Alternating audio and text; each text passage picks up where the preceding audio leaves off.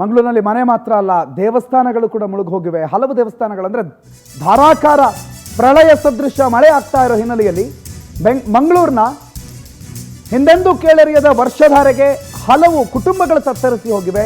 ಹಲವು ಮನೆಗಳು ಜಲ ಪ್ರವಾಹಕ್ಕೆ ಸಿಲುಕಿವೆ. ದೇವಸ್ಥಾನ, ಮನೆ, ಶಾಲೆ ಎಲ್ಲವೂ ಕೂಡ ಮುಳುಗೋಗ್ಬಿಟ್ಟಿವೆ. ಉದ್ಯಾವರದ ಅರಸು ಮಂಜುಷ್ಟಾರ್ ದೇವಸ್ಥಾನ ಅರ್ಧಕ್ಕರ್ಧ ಮುಳುಗೋಗ್ಬಿಟ್ಟಿದೆ. ಸೊಂಟದುದ್ದದ ನೀರಿನಲ್ಲೇ ಪೂಜೆಯನ್ನು ಮಾಡಬೇಕಾದಂಥ ಅನಿವಾರ್ಯತೆ ದೇವಸ್ಥಾನದಲ್ಲಿ ನೋಡಿ, ಇದು ಅಕ್ಷರಶಃ ಮುಳುಗೋಗ್ಬಿಟ್ಟಿದೆ. ನೋಡಿ, ಅರ್ಧಕ್ಕರ್ಧ ಮುಳುಗೋಗ್ಬಿಟ್ಟಿದ್ದಾರೆ. ದೇವರ ಪೀಠ ಎತ್ತರದಲ್ಲಿದೆ, ಆದರೆ ಪೂಜೆ ಮಾಡೋರು ಹೆಚ್ಚು ಕಡಿಮೆ ಅವರ ಎದೆ ಮಟ್ಟದವರೆಗಿನ ನೀರಲ್ಲಿ ನಿಂತ್ಕೊಂಡು ಪೂಜೆ ಮಾಡುವಂಥ ಪರಿಸ್ಥಿತಿ ನಿರ್ಮಾಣ ಆಗಿದೆ.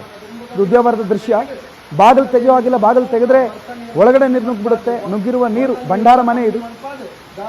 ಅರಸು ಮಂಜುಷ್ಕರ್ ದೇವಗಳ ಭಂಡಾರ ಮನೆಯಲ್ಲಿ ಈ ರೀತಿ ಪೂಜೆ ಮಾಡಬೇಕಾದ ಅನಿವಾರ್ಯತೆ ಇವತ್ತು ಎದುರಾಗಿದೆ.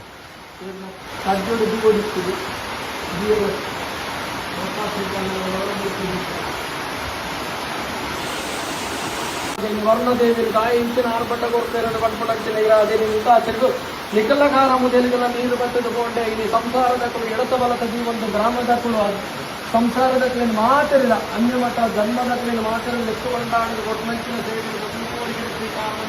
ದುಂಬುಗದಿನ ಮನದ ಗಳಿಕೆ